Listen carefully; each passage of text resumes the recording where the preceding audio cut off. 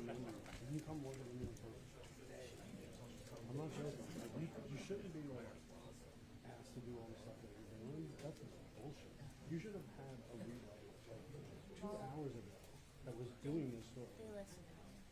I Yeah, explain that because it's you're giving like you so much sweeping up on your way information. out after you do everything else that's there. Well, they have Tom Tracy there.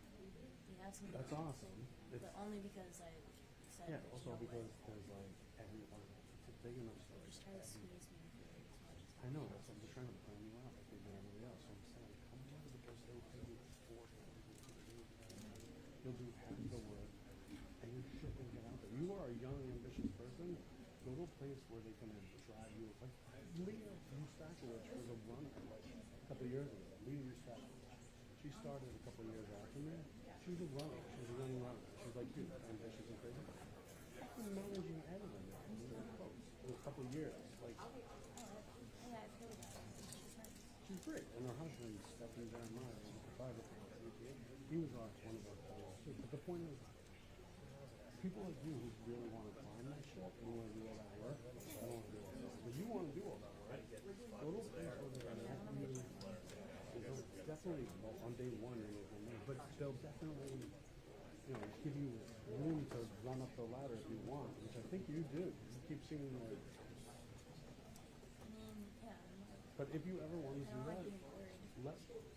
let me know. I will send you an email saying this is one of the best runners out in the field, and we'll be a fucking idiot if we didn't hire her today. Just don't pay her as much as me because that would really piss me off. After all those raises I fought for, if you get started on the same side, I would be super fast. I would.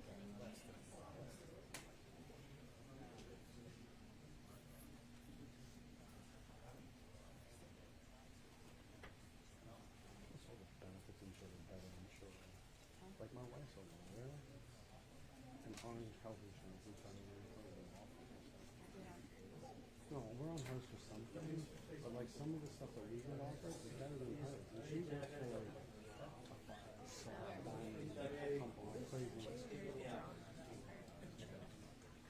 Oh, sorry. That's alright. I thought you were trying to get my attention. I'm like, what's up, dude? Good to see you. Hey, how's it going? Good to see you. It sounds like we're going to see a little more of you out here in Long Island with the post. Nah, just for this story. You're not joining us at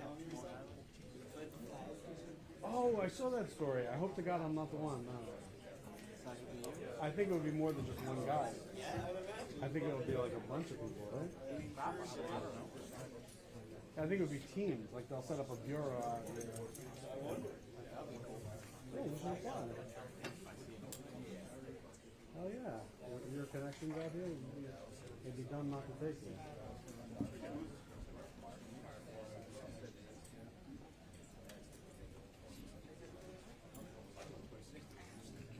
I saw that they were setting up.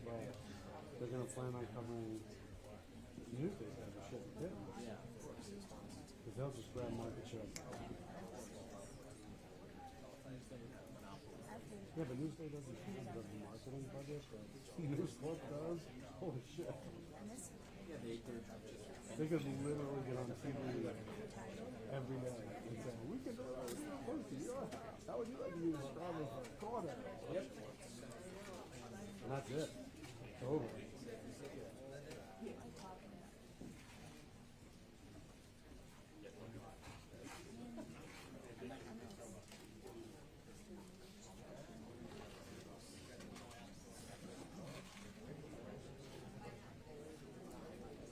I think the best sales line for any newsday subscriber would be, how would you like to read the paper and get all the news in less than 8 hours? Like, because Newsday is like this fast. Yeah.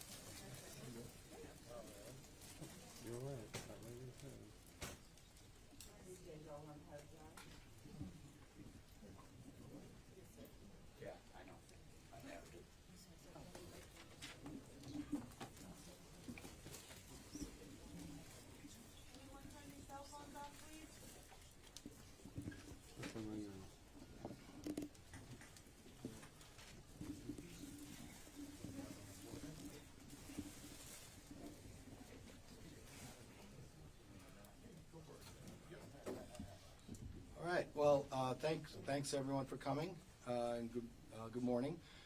As we all know by now, today my office filed a superseding indictment charging the defendant Heuermann with a 7th charged murder in the 2nd degree for the murder of Valerie Mack, which occurred in 2000.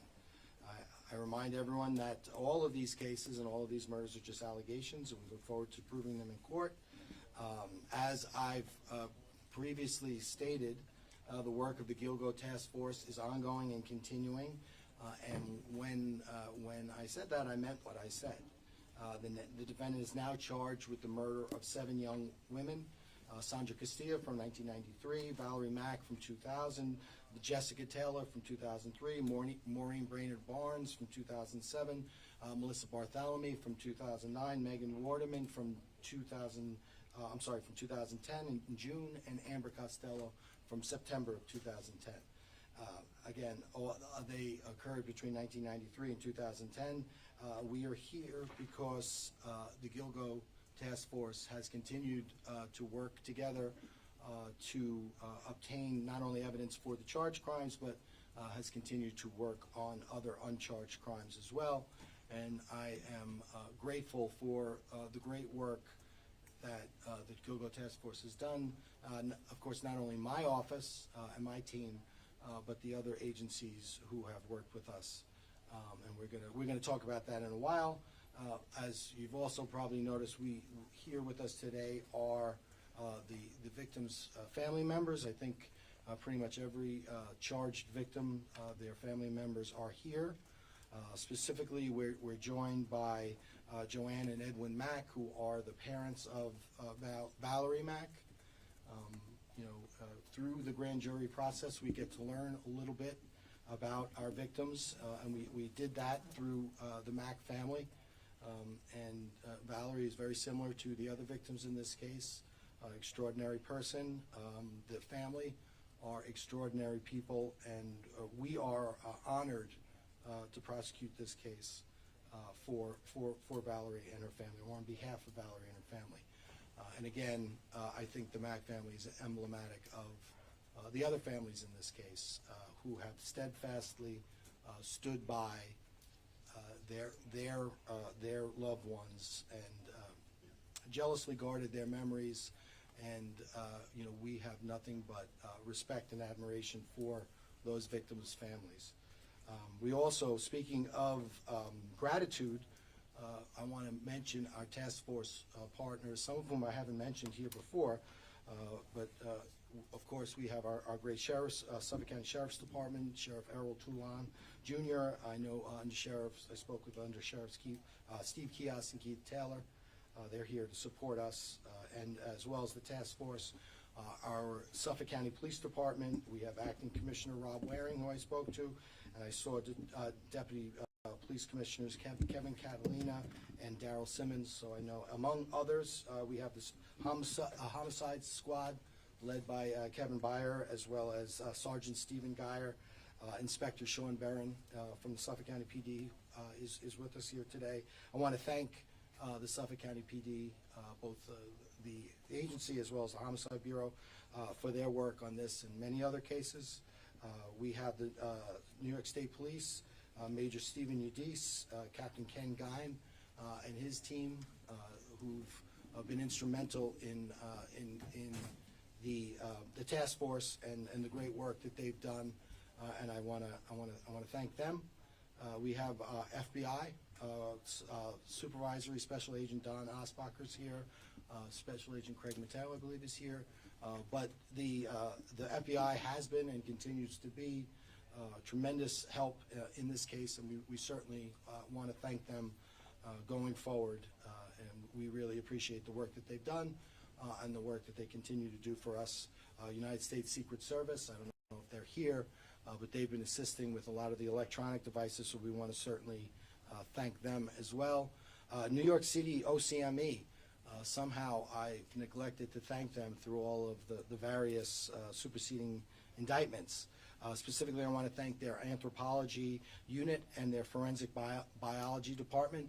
They were working here in Suffolk during the commission of many of these crimes, and so they've come back to Suffolk to assist us in our investigation and prosecution of these cases, and they've done a tremendous job, and we certainly want to thank them, as well as our medical examiner's office in Suffolk County, led by Odette Hall. Dr. Hall has been tremendous in this case. Of course, our own Suffolk County Crime Lab with Director Constance Dinkle and her team. They have, again, like all of these partners, not only do they help us with the Gilgo cases, they help us with so many more cases, and we certainly thank them. I want to thank my own team, led by Chief Investigator Rich Zacharis, the ADAs who I've worked with, who are doing a tremendous job, and everyone. Our team, we have an army of people from my office who is really doing a great job, and we want to thank them.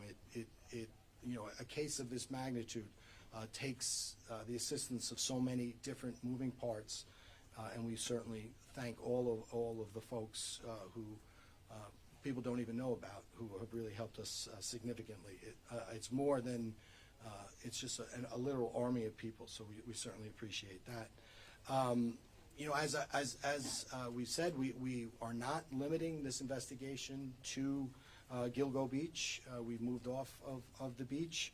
I think that if you had asked me back when we started this, could we potentially get to the place where we are now? I think that we thought that this was a possibility, and we're just very happy that we're here. So we're going to continue to work these cases. We're going to continue to prepare these cases for trial. Regarding the murder of Valerie Mack, most of it is in the discovery letter, so I'm not going to repeat. Suffice to say that Valerie's body was discovered on November 19, 2000, in a wooded area off of Mill Road by hunters. From there, we worked the case. According to the bail document, as you see, the evidence is we have mitochondrial DNA from a hair that was found on the body of Valerie Mack, which was a portion of the body of Valerie Mack, which was found off of Mill Road. That hair, mitochondrial DNA analysis was performed, and that hair was consistent with the mitochondrial DNA profiles of both Asa Heuermann and her daughter, Asa Ellerup and her daughter, Victoria Heuermann. And I believe the numbers are to an exclusion of 99.96% of the population.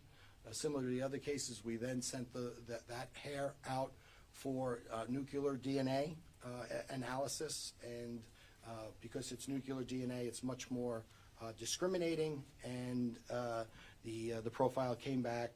The most conservative estimate was 1.31 times 10 to the 356 power. So again, you take that 1.31, you move the decimal point over 356 times, and that's the number that you get, which excludes that percentage of the population, but includes, in this case, it was, I believe it was Victoria Heuermann again.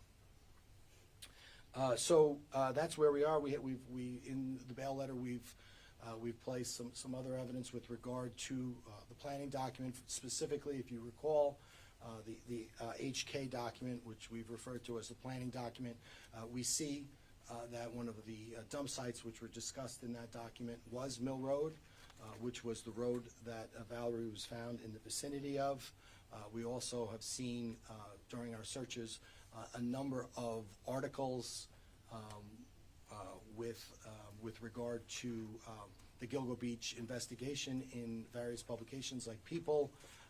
There was a New York Times Magazine article about the Gilgo investigation, which was found in the defendant's safe, as well as other news articles in which the discovery of the bodies of Sandra, Jessica, and Valerie are found, and those newspapers were retained by the defendant, as well as information when Valerie was identified, when she was positive, when she went from being, I believe she was Jane Doe number 6, and then through the work of the FBI, we were able to establish that it was Valerie, that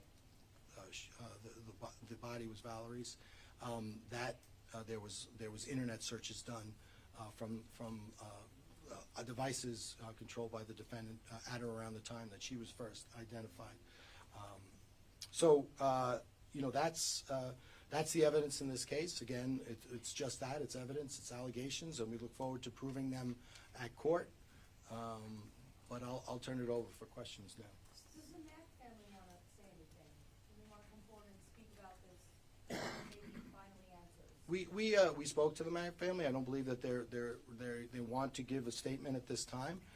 I can tell you that I had the opportunity to speak. They are very grateful.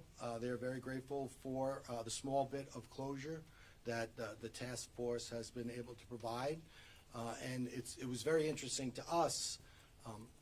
I'll step back. They're thankful for all the investigators stemming right back from the very origins of the case and the diligent work that was done in this case, and they're grateful for that.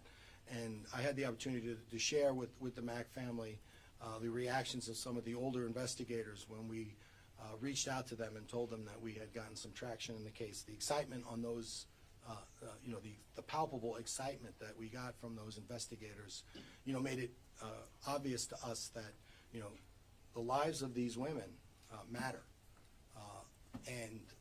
We as investigators, we understand that. Obviously, no one understands it more than the families. So, again, we're just delighted and honored and privileged to be able to work with these families. And again, there's not so much we can do, but at least we provide them with a small measure of closure. Sir, in your bail application, the evidence and the allegations you mentioned, things that are found either in the home or his office. I wasn't sure if that was the Manhattan office, but you talked also about the newspaper articles. There was evidence of a plumber being called to the home. Could you go over any of that? Yeah, so, if you look at the planning document, it's discussed of foam, drain foaming cleaner, and, issues with regard to that. And at around the time of the commission of this crime, there was a plumber did go to the Heuermann residence. So you're thinking that some of the murders could have taken place in the home? Well, I mean, obviously, we don't have to specifically prove where they happened. We just, we have other elements that we need to prove. But I think if you look at this case, if you look at the planning document, if you look at the adhesive staining on the walls in a sort of enclosed pattern, certainly all of that is consistent with the commission of those murders occurring at the home. DA Tierney, Beach's toddler daughter was found very close on Ocean Parkway to Valerie Mack. Would that lead you to believe that Rex Heuermann could be responsible for the murder of the toddler and Beach's? Doesn't matter what I believe, as I say, matters what I can prove. And what we've done, and to the extent we've been able to have success, is you take each one of these cases, you take each one of the location of the bodies, and you use that as a separate investigation and a separate crime scene until you're specifically given clues which allow you to put them together. So until we're able to do that, we won't speak on that, and we speak through indictments. Well, a quick follow-up. Rex Heuermann loudly proclaimed in court that he's not guilty of any of these charges, just your thought. Listen, that's the process, and right now he's absolutely right. These are allegations, and it's our obligation to prove them. So we're going to be held to our burden, we're going to be held to our task, and we look forward to doing that. Can you comment on whether or not there's any evidence that Asa Ellerup was out of town when Valerie Mack disappeared? It's not included in the bail letter, so we're not going to discuss that at this time. That's been consistent throughout. With regard to the other, yeah, we've been able to establish that, but it was not included in this bail application. And the thing is, we're precluded oftentimes about talking about things that have not been publicly disclosed or disclosed in court. So, all of the bail letters, that is, the evidence that which has been disclosed. Obviously, we have other evidence in this case. I don't believe we have any specific evidence with regard to, the family's whereabouts.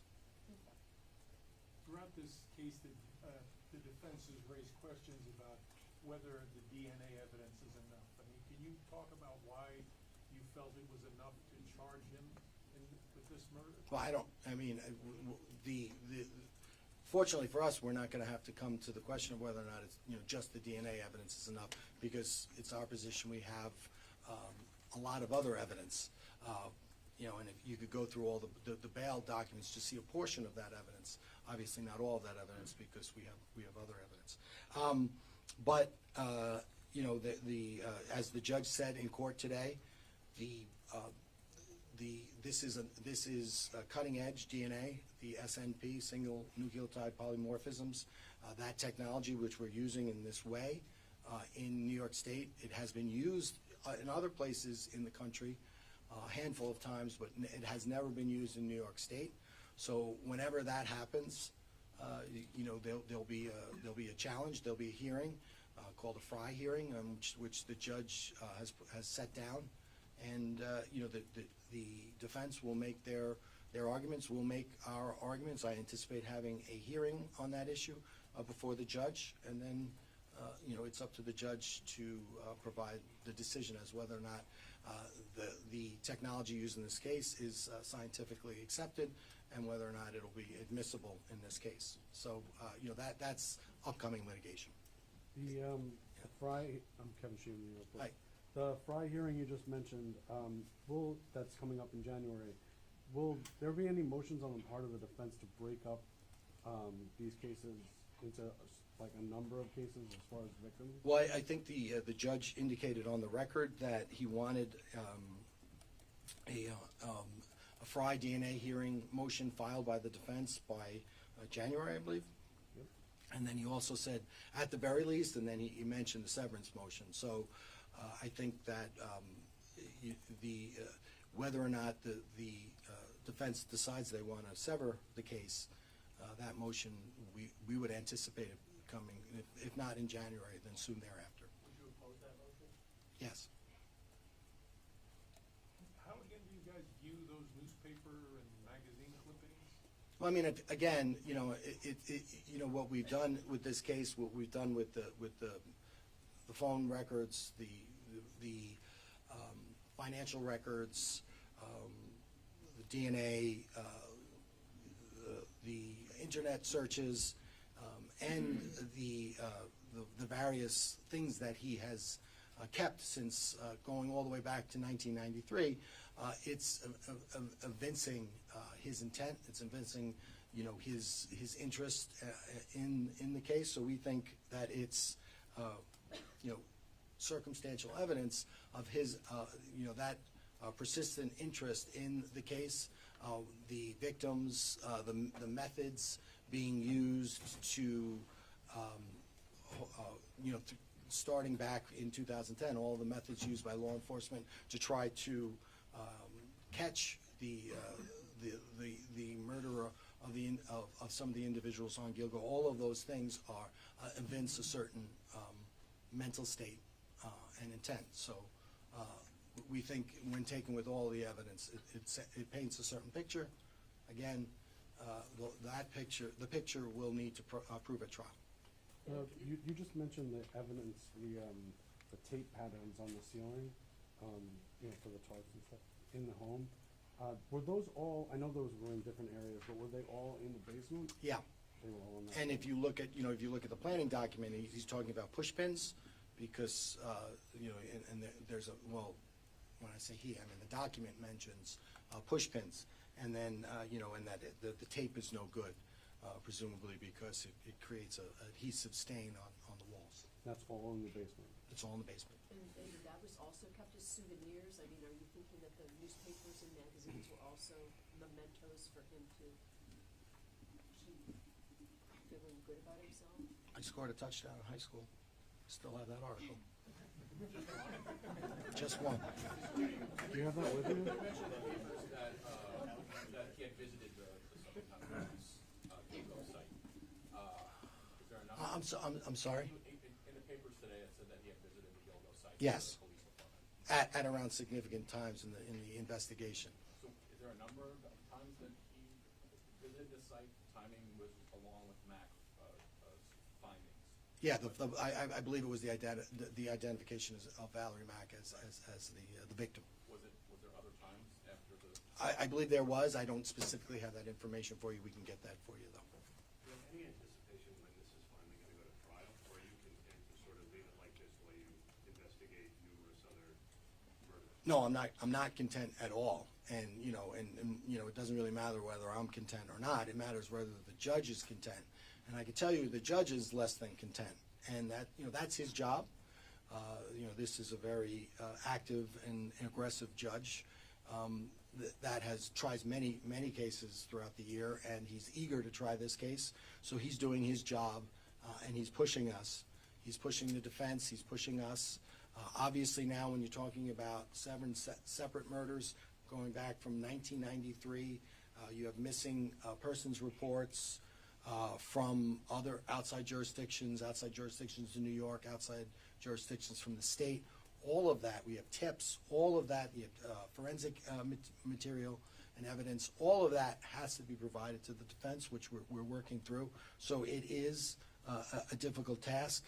I would say that the judge understands that, but he's also pushing us, and so we're going to go ahead and we're going to go ahead and comply with the judge and get ready. The first step, it sounds like the first step is going to be the Fry hearing, so we have a lot of work to do with that.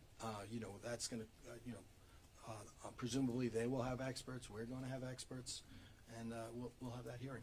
2025, 2026? Well, I mean, I think the judge said late February, or if not late February, perhaps early March of the ensuing year. Yeah. So is it safe to presume that there would be no more, that this would be the last indictment before trial? This is the most unique case that I think I've ever done, and we go all the way back to its origins, and we talk about the uniqueness of this case, where we took a cold case, we developed a suspect, and then we were off and running, and then you had this tension between putting your case together for the grand jury, maintaining the secrecy of the case, pre-indictment, and then also providing for public safety, and then the tension between all that resulted in the case coming down in July. Well, now we have this. This tension where we have to prepare what we've charged for trial, but we also have to continue to investigate all. And again, we have a cold case unit, that we're working with the Suffolk County PD, state troopers, federal partners, Suffolk County sheriffs. So we're working on those cold cases. So the business of Suffolk County law enforcement cannot stop with this case. So there's always that tension. We've got to provide this case, for trial. This judge will not take any excuses, so we've got to do that. But we've got an obligation to continue to investigate these cases and provide closure to as many families as we can. And that's whether or not these result in additional charges for anyone. And obviously we don't know that until we charge. But that the answer to that question unfortunately changes on a daily basis depending upon the evidence we receive and the input we receive. Has the judge indicated at all, let's get this moving? I mean, he's an aggressive judge. We've seen how he works. Yeah, he says that he wants again. He was a defense attorney for a long time. He was a prosecutor for a long time. He's a judge for a long time. He's done a lot of these cases from every conceivable vantage point, so he understands. But by the same token, he's pushing us. So that's we have to first and foremost we have to comply with the court, which we intend to do. Hey, Attorney, what is the status of the funds that you had said were tied up? Still tied up. And what about other victims, Karen itself? Yeah, I mean, you know, again, we started the cold case unit. We have a number of cases.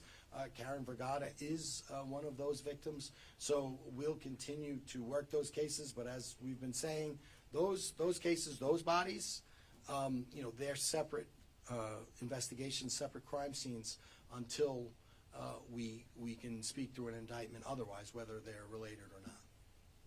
Are you hindered in any way because you don't have the money yet?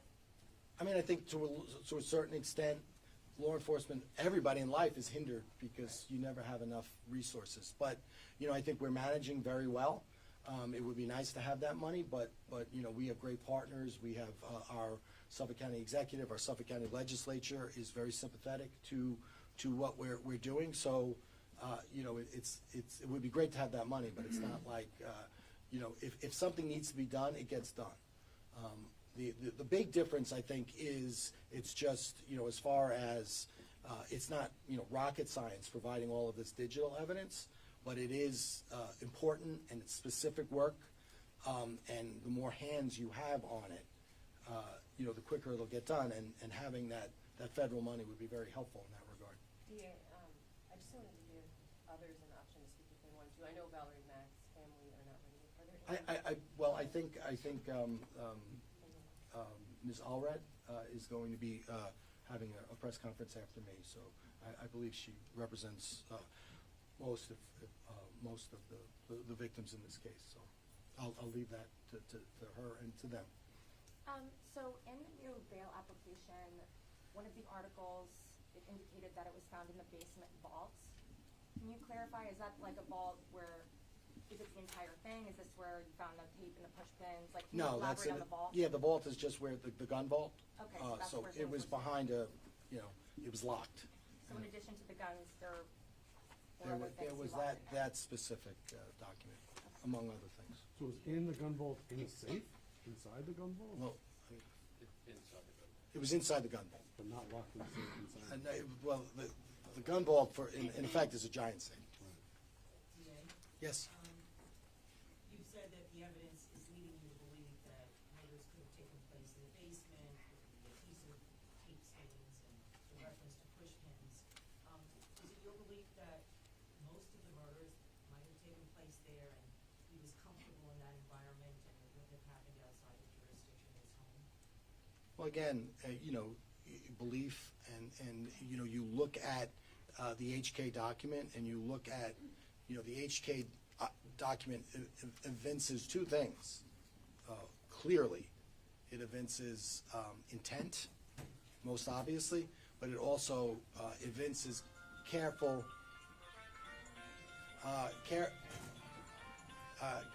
and meticulous planning. So, you know, and there's certainly a modus operandi with regard to the commission of these cases.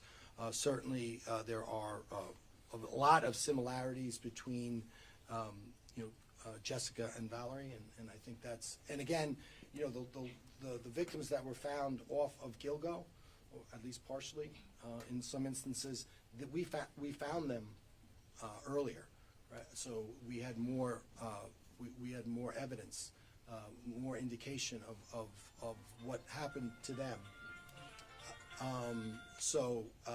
But I mean, if you look at all the victims, and then in the context of all the evidence in the case, it would certainly appear that the house figured prominently. And again, when with many, if not all, of the victims, we were able to establish that the family was out of the house at the time of the time the victims went missing. What I noticed in the document is that it says that Valerie Mack was killed or had been dead between 2 and 8 weeks.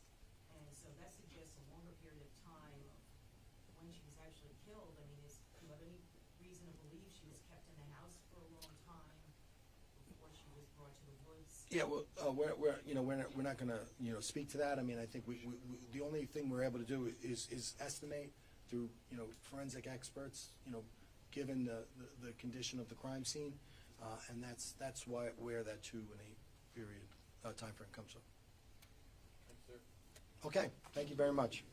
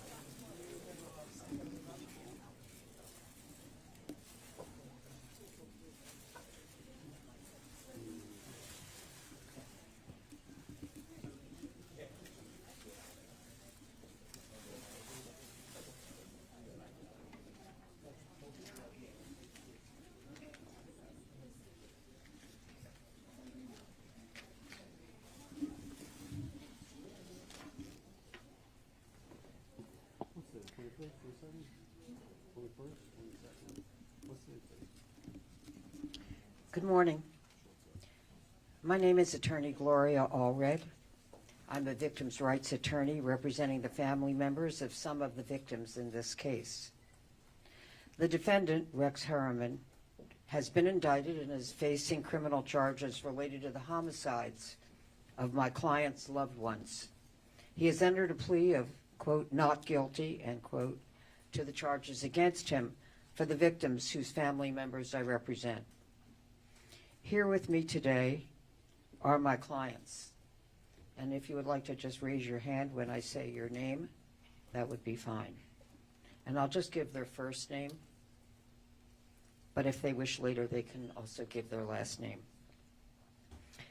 Lynn, who is the mother of victim Melissa Bartholomew. Lynn. Amanda, sister of victim Melissa.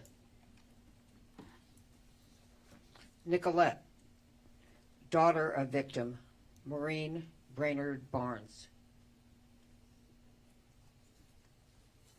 Elizabeth, mother of victim Jessica Taylor. Jasmine, cousin of victim Jessica Taylor. Elizabeth, aunt of victim Megan Waterman. We are here today because we wish to support the family members of victim Valerie Mack. We want her family to know that they are not alone in their grief. My clients have also lost a loved one as a result of a homicide. And as a result, many of them have experienced despair, depression, anger, trauma, and grief that results from such a tragic loss. As Queen Elizabeth once said, quote, grief is the price that we pay for love, end quote. Even though what is alleged in the superseding indictment is stated to have taken place decades ago, the impact of the loss and the knowledge that this is not a missing persons case, but is instead a first or second degree murder case, has caused the pain that they feel to cut to their hearts. Their loss and what their loved one may have suffered before she was killed has affected them emotionally, and in some cases physically as well, even now, decades later in 2024. Let's be clear, none of the victims deserve to die. They were all innocent, and they were just trying to earn some funds to support themselves and their families. They were, and they are, loved, and they are missed every day by those who knew them and who had a strong bond with them. My clients have traveled here today to say to Valerie Mack's family that we see you, we hear you, and we ask you to accept our condolences for your loss. My clients have been here at many court hearings because they want their loved ones to be remembered, and they want to give their loved ones a voice through their friends and family members. And in addition, they support each other. Most of all, however, they want justice for those who were murdered and who were buried at Gilgo Beach. There can be no healing without justice, and no justice unless whoever committed these most serious crimes against the victims is held accountable in a court of law. My clients also want to know the truth of what happened to those they loved and still love. They want both the truth and justice, because there can be no justice without the truth, and there can be no truth without justice. These family members whom I represent have shed many tears throughout this process. We thank them for the courage that they have demonstrated in order to honor their loved ones and win the legal justice that they all deserve. And at this point, while they are not going to be answering any questions today, we would like to show our support for the family of Valerie Mack, and to do so by presenting a flower in honor of Valerie. So, thank you. The first person would be Lynn, who is mother of victim Melissa Bartholomew.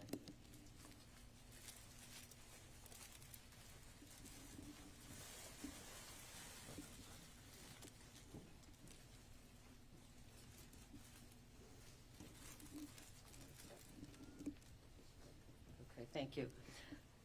Amanda, sister of victim Melissa.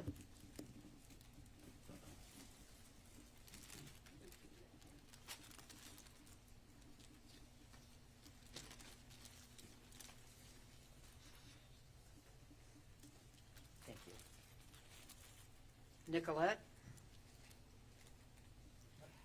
daughter of victim Maureen Brainerd Barnes.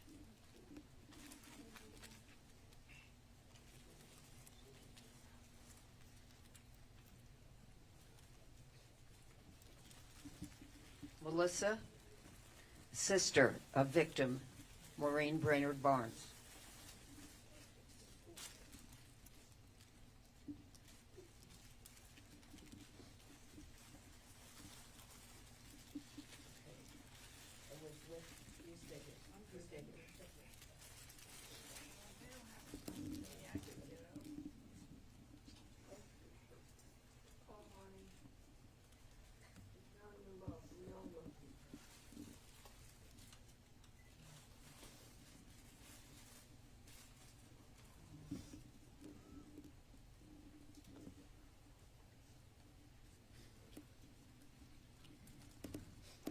Jasmine? No, Jasmine's here. Yes, Jasmine. Cousin of victim Jessica Taylor.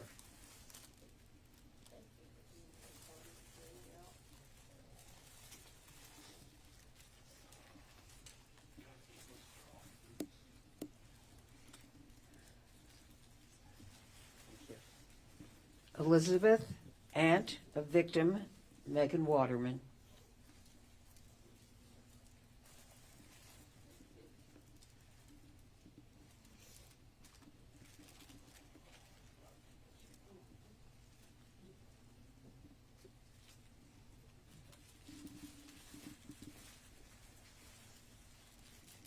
I don't know if there's anyone here that I don't represent who is a member of a family of a victim. If so, I'm happy to have you present roses. Okay, this will be from me.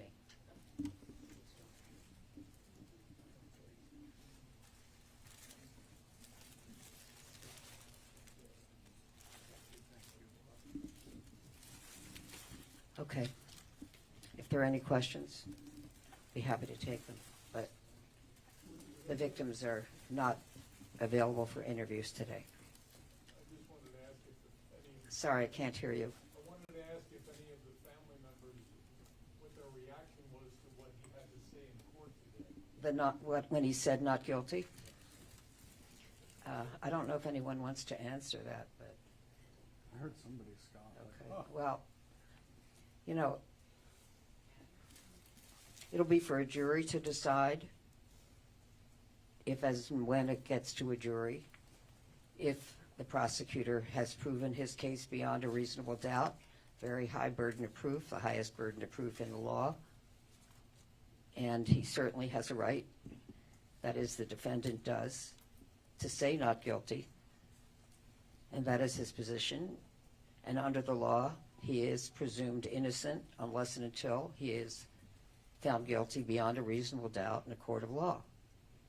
So he can say it until he's blue in the face, but really what matters is what the evidence shows. And of course, he has a right to take the witness stand and testify if he so chooses, or not testify if he would like to invoke his Fifth Amendment privilege against self-incrimination. So we'll have to wait and see. But I can tell you this. This group behind me are some of the most courageous people I have ever met. They have been through such horrific experiences. And they support each other. They sacrifice to come here.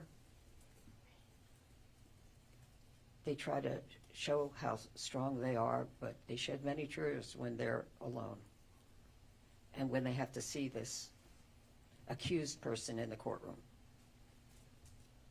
So they will be here, and they will be here, and they will be here until all the evidence is in and everything is done that can be done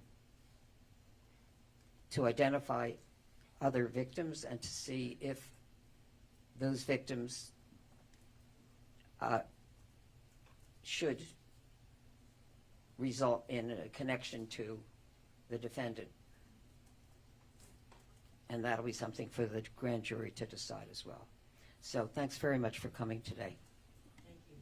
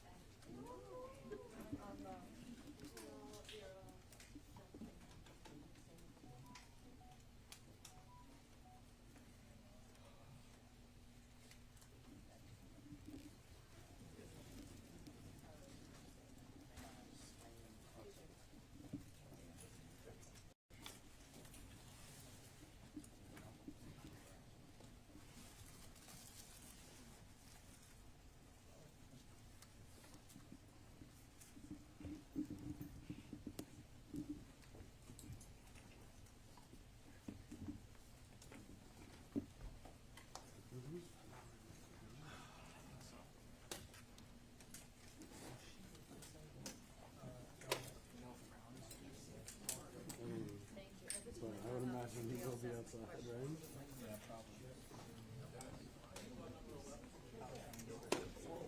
Dennis, were those Valerie Mack's parents, those two people? I believe so, yeah. Everybody else want me to unplug everything? Sit over here? Do it all, Dennis, do it all. Starbucks, you want me to Starbucks? You want me to Starbucks? A lot of Starbucks. Starbucks?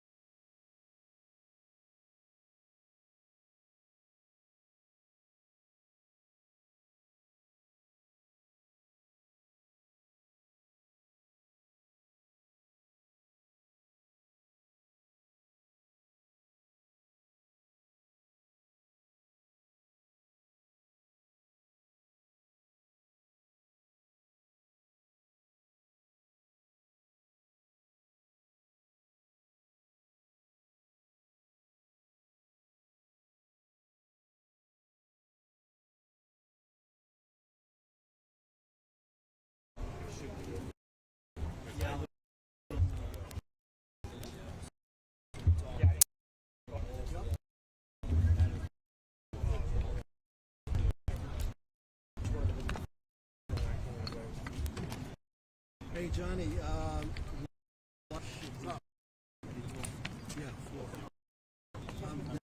Mack, defense attorney. You want to use my mic? I got it. Yeah. Can I get mine out? Yeah.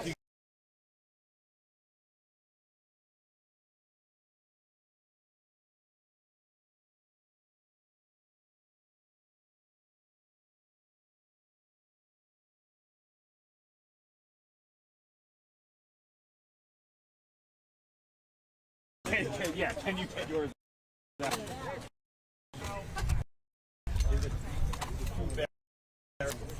Huh? I know. Somebody's actually attached to my car. You want to switch to them? Thanks for saying so. If you don't, yeah, if you're not gonna need it, I'm just want me to put mine mic on there, and I'll put it back in your phone. All right. It's on the other side. So it's right, It's buried in there. hold on, it's right here. Hey, Steve, Oh, they're that's saying that there's a Oh, little bit there's Keith. Oh, there's someone else's microphone that doesn't have a clip. Tell me when you guys are all done. Get up there. I don't think it's gonna be even done when it goes back up there. Okay. Right here. That's what sucks. Like local news. Okay, yeah. Is that good? Maybe. Hi, you rolling? All these people without clips.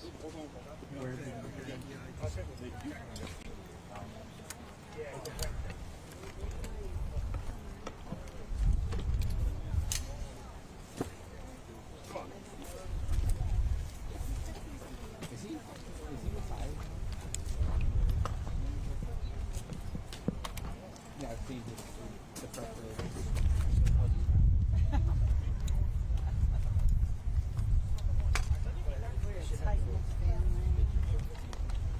You guys, you didn't run anything cable, right? No. Thanks for shooting that ad live for me. But then I texted Mark. A double hamburger, please. Fries. The government says. I feel like it's Buffalo sauce on the see what I side. can do. Yes. I go my entire I'll be right back. Yes, my entire For You So page funny. is Luigi. You'll see it after New Year's. All right, see you later. What is that? What do you think, Kevin? No, I Pretty think minimal? that's a pretty impressive boom. Oh. Nice boom. Like, he got that right on top of the guy. Here, say I'm Michael Brown, right? And I'm talking. How are you going to get that boom mic in front of my face and not in front of Yo, you? you guys interviewed me a couple weeks ago. Yeah, this Southampton. Yeah, you too. Aren't these guys all going to squawk when you like lower that thing in front of the guy's face? Try not to get it in front of their face. Let them squawk. Sorry. He's gonna say, "You believe everything the government says?" Look. Yes, drones. This is new to me. Check. You think we should free Luigi, Kevin? Who's the Luigi? The guy who killed the CEO? Allegedly? Yeah, allegedly. Free him from what? You know, he's being framed. The real killer got away. Oh, it was the one-armed man. I don't know. I got a bigger fish to fry than that. I should be writing the story right now, but I'm gonna wait around. And by the way, sorry that cameraman jumped in front of you like that when we were getting up to the DA.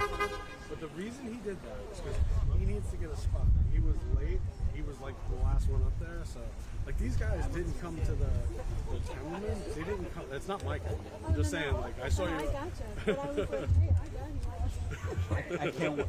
Right, but the No, cameramans but I got there. They didn't go to the trial like we did. They just went straight up to the DA's office to set up their sticks. Check by one the two, time check that one guy two, got check in one there, two, check one like, two, there was 20 like second 30 delay, tripods. 20 second delay, 20 second delay, 20 second delay, delay.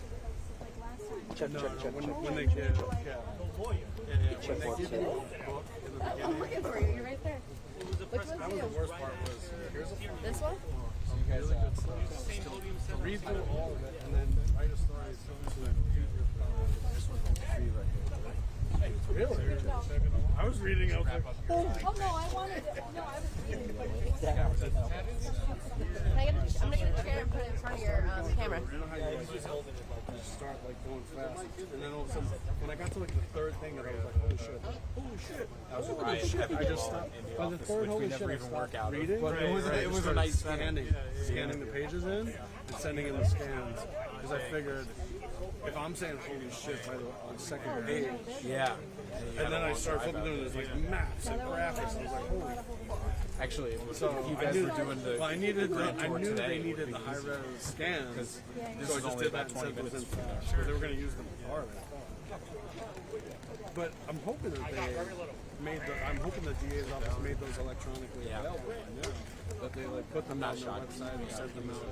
Actually, But you never know. It's Suffolk County. you guys were taking All kinds of weird stuff happens. I have a feeling Valerie Mack is going to before the end of the year. Yeah, probably. But no announcement. This is the first time they actually did it. They scheduled a court hearing. Yeah. Instead of like, I did actually. I think I just took that out of my. I think I just took mine out of my. Did I? Yeah, I did. I should put that back in the trunk immediately. Because I was thinking it's getting too cold to sit out in the thing. as you get, I mean, were you upset? Well, I mean, if you mention a victim, you say Check Alex, check Alex, check Alex. 1, 2, 3, 4, 5, 1, 2, 3. Dude, what is Brown going to do? This is like one-arm man. Okay. that pretty much. Stand there for a second. For John. Follows along very well. Yeah, he knows. One time, every time, it was like, first it was someone else, then it was the other guy in Massapequa, then it was the DNA, and I was like, he's always got a straight. He's ready to go. You hear what his colleagues are calling? No, that was the one. Like the most important words. You looking, John? Is that what it is? You get the biggest case, one of the biggest cases. From yeah, Didn't you get it, yeah, like- exactly. That's a sign. 1, 2, 3, 4, 5. 1, 2, 3, 4, 5. I did. I just picked up my wife from the train station. Yeah, It was raining. I didn't want her to walk in the rain. Any of the big ones that are in I did. I ran over the curb. I did. I would hope for that. I would hope for that for if I was a prosecutor, not if I was Well, actually, the OJ one. He's gonna say. He said 99.96%. So you're telling me there's a Island. yeah, Could so be you're- anyone. So you're telling me there's a chance. It could be you. It could be me, it could be you. Well, maybe it's the guy with the pinhole in his basement ceiling and the memento, so I kill him. I'm not getting it. I'm sure you've got some six. So that's what the guys. My favorite was, I'm not going to try this case in the court of public opinion. As he's trying. And then, like, the next time he's up, okay, so now I'm going to try this case in the court of public opinion by telling you this, that, and the other. Don't you see he's just advertising his skills? He's already sold me. Like I said, I'm Have you ever become a serial killer? If I'm ever suspected of a crime,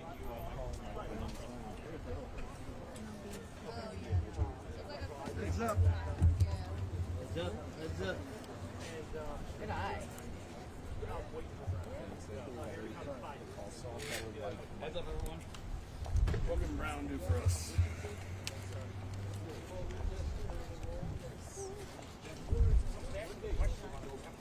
What round?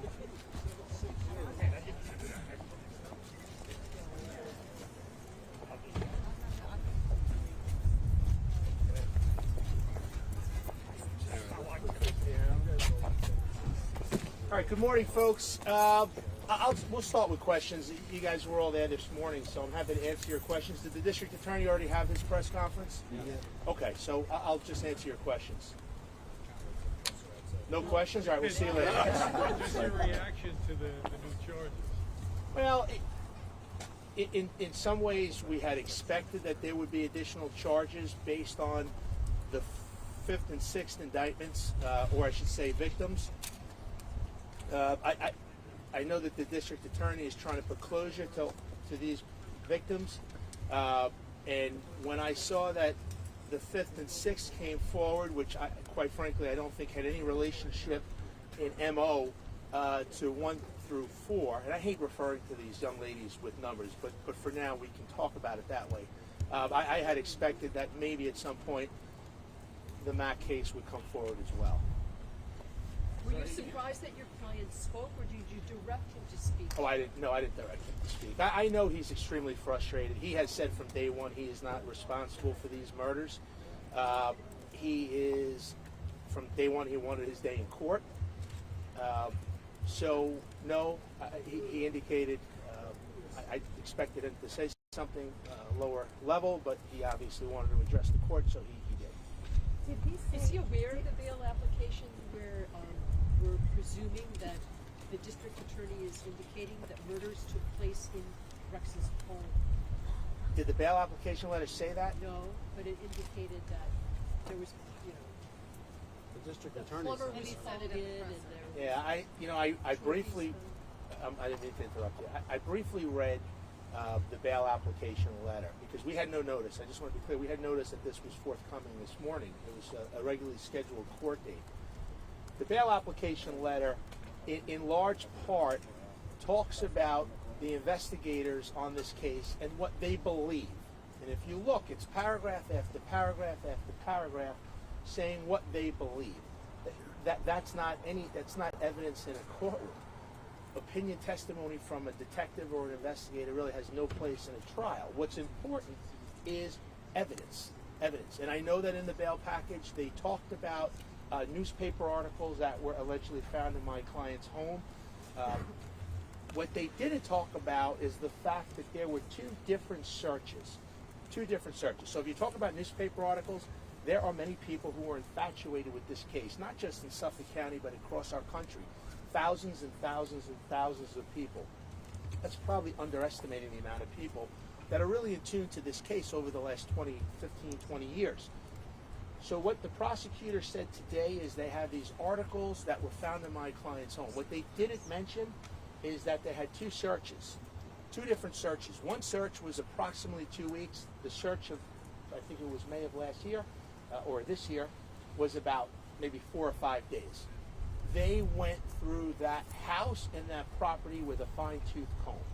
They dug up the backyard, they went into walls, they went into pipes, they went under the cement foundation, and they have yet to show anyone any evidence in that home. They allege that weapons and tools were used. They gathered and collected all those weapons and tools. There is no evidence that any victim's DNA is on any of those weapons or tools. There's no evidence that any of the victim's DNA is on anything in that home, but rather they're relying on cutouts of articles from the New York Post and People magazine. So that's in essence what they addressed today. Well, they're talking about hairs that were found on Valerie Mack that match people inside of the home. So they had indicated, again, I'm only going off of the bail package and their application in front of the judge. There's one hair, that they now allege is on Ms. Mack, that now they relate to his daughter. One hair. And I have not seen any of that evidence. This goes back to the Estrella, this company in California. I would think at some point people can see that there's something a little weird about these allegations in the sense that every time they have a body, they claim there's one hair. One hair. Not 6 here, 4 here, 3 here. But there's literally one hair that they say is attributable to my client. And what they also don't tell you is that there's numerous other hairs that are found on each of these victims. And they don't tell you whose DNA that goes back to. Some are inconclusive, some actually go back to other people.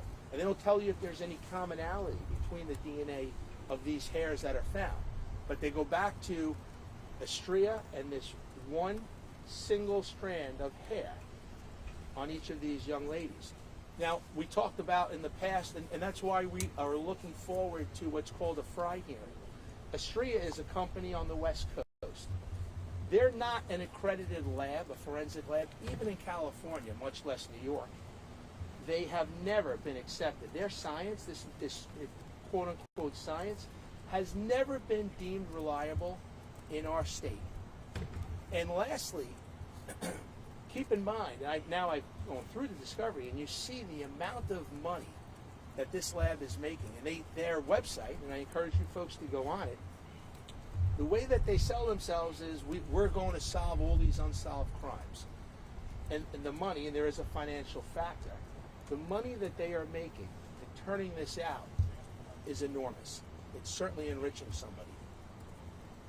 The other point is, Valerie Mack's body was discovered in 2000, and the other parts of her body are at Gilgo Beach in 2011. My client was indicted a year and a half ago. They had this evidence a year and a half ago. How is it that all of a sudden now, after a year and a half, we are now coming out with these results and this DNA analysis on my client and in terms of Valerie Mack today? Like, what is the delay of examining a hair from a year and a half ago? So I pose that question to you. I don't know the answer to that. There's something that just doesn't sit right about why we're getting that now, when this analysis could have been done 10, 15, 20 years ago, but at least back at the year and a half when they indicted him for the first 4. I don't have an answer to that. I'm not giving answers. I'm looking forward to asking these questions at trial, but I just wanted to put that out as something else that we are going to explore. Mr. Brown, did Yes. your client ever say to you who he thinks might be responsible if he's... Yeah, I can't get into our discussions about what we discussed, other than he is adamant that he did not do these crimes. Do you plan on filing any motions to try these victims' cases separately? Yes. So one of the two things that Judge Mazie said today that we discussed in the back was, number one is we're going to make a motion for this, what we call Fry hearing, and that's to determine the reliability and the acceptability of this, if you want to call it science, so be it, the Astrea Company. The second motion that we will file, and hopefully we can get it in by that date, but I'm not optimistic, is a motion to sever some of the counts, in the sense that the first indictment had four ladies, 4 victims. Then we had 2 additional ones, and today we have a 7th. So yes, we will be filing a motion to separate, especially the first 4 from the next 2, and then from the 7th. And listen, I'm saying this today. I don't know what else the prosecution has in store. I don't know if they're going to come back with another charge or set of charges. I have no idea. But as we stand here today, that's our plan, yes. So separating the cases, but no longer looking for change of venue? It's a good question. And you know, we've been struggling and talking about getting the case out of Suffolk County. We don't know what we want to do in that regard, only because the people of Suffolk County are familiar with a lot of the intricacies of this case. And you know, Chief Burke, former Chief Burke, is really important to this case, and especially after reviewing the discovery that I've received. And the people of this county know about that situation. So you have to be careful what you wish for. If we make a motion to change the venue, clearly it's going to be within the state of New York. It would be another county somewhere else. Do I think that you folks haven't gotten to them in the sense that they don't read the coverage and go on the internet? No, I don't, quite frankly. I think in today's world, with the media coverage on this case, there's a strong likelihood that they are subject to the coverage that we have here in Suffolk County. And along those lines, what 12 people do we want sitting on this case other than folks in Suffolk County who know exactly what was going on at that time? So long-winded answer to your question, I don't know yet. What would be the reason for filing a motion for severance? Well, it's like anything else. So what happens is you should judge a case on the evidence on that particular case. And we can, I'm not going to say we concede, but clearly there's a very similar pattern between 1 through 4. The first 4, they call them the Gilgo 4. 5 and 6, if you look at Ms. Castilla and Ms. Taylor, they are completely different. They're in a totally different location. The manner in which these ladies were found is completely different. There's no phone calls associated with them in this box. that they talk about. And the same goes for number 7 in terms of Ms. Mack. Again, the body was allegedly dumped in, I think, in Manorville, and there's no phone records and things of that nature. So what the government and what prosecutors like to do often is kind of bootstrap, use one case to bootstrap another case, and they'll take some evidence from one case, and hopefully the jury thinks and looks at that evidence to help convict somebody of another charge. And that's why they want everything together. They want it to be cumulative. But that's not how a trial should be, and that's not how it should go in this case. So each case should rise and fall on its own. And that's why we would make a motion to separate or sever the different cases. Like, do they have new case evidence, new charges like today? Does that slow the whole process down? It does. About Rex saying he wants to go to trial, he wants to get this started. It does. Every time, obviously, there's a new victim that he's charged with, it definitely delays everything. Now we have to go through a whole series and set of discovery, which is voluminous. You folks have heard me talk about it, and I know Mr. Tierney has talked about it. And then it also complicates in terms of strategic issues like the motions to sever and motions to change venue. So all of that plays into it, yes. But every time there's a new victim that he's charged with, it absolutely delays this case. But the judge had said he wanted to do a Fry hearing in the spring. Now he's saying late February, early March. So it seems like his response to this is to move things up, that maybe he wants to go even quicker now. Yeah. Justice Mazie definitely wants to move this along. We have a job to do. We have to protect the rights of Mr. Heuermann. He's claimed he is innocent of these charges, bless you. So we have to make sure that we get enough and we have time to review everything. The Fry hearing I'm not so concerned about, so long as we get all of the scientific data and evidence that the prosecution has, and we can get it over to our experts. If that's done, then we can go forward with the Fry hearing. These timetables are not set in stone. So, and the judge has been very receptive to the prosecution in terms of allowing them time to do what they have to do, and we expect the same from Justice Mazie. Do you still think that Chief Burke may have had involvement in these crimes? Absolutely. Absolutely. 100%. It's again, I'm a big fan of common sense. And the fact that Chief Burke would not even let the federal authorities get involved in this case when he was the chief of police, that is quite disturbing. And you couple that with the fact that it is known that Chief Burke victimized prostitutes. That too is very troubling. And there's other things in the discovery which will hold back the trial that absolutely are problematic in regards to Chief Burke. So yeah, he's definitely somebody that we want. And again, we would love to get the federal file on Chief Burke. I don't think the district attorney is going to turn that over, much to our chagrin, because we think that that's going to be important to this case. The federal authorities have assisted the district attorneys on this case. They have done surveillance. They've done the phones in terms of creating this box in Massapequa Park. They're very intricately involved in this case. But it's troubling to us when they pick and choose what they want to give us. And that's one of the things that is troubling to us. Do you think you might call Chief Burke to the witness stand if this goes to trial? If we called Chief Burke, he would take the fifth. So in other words, he's not going to incriminate himself. But I don't know the answer to that. I'm sorry? Do I believe who knew each other? I don't know. Sorry, at the beginning you said your client was surprised by today, or you were surprised by today, or you were not? Yeah, nobody, the district attorney's office never gave us any notice that this was forthcoming. With your client's indictment for Sandra Castilla, are you looking at John Bittroff at all for your defense? Bittroff is somebody who was engaged in this very type of conduct at the very same location. Cassandra was long thought to be a victim of Mr. Bittroff. She was, and if you look at the former deputy chief of the Homicide Bureau for the district attorney's office, when he was trying the Bittroff case, he specifically told the press that Bittroff may very well be the Gilgo Beach killer. And the MO matches completely when you deal with the Manorville cases, specifically Ms. Taylor, Ms. Castillo, and now Ms. Mack. So yeah, I think Mr. Bitroff may very well be a subject of Well, this. is it also a problem because Bitroff was arrested under Burke and convicted under Spoda, and all those implications? Have you considered all that?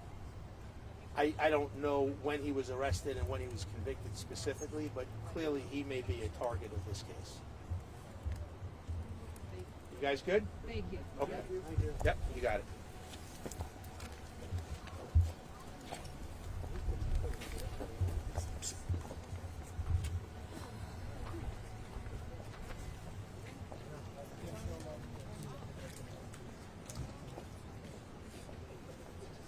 No, it's not.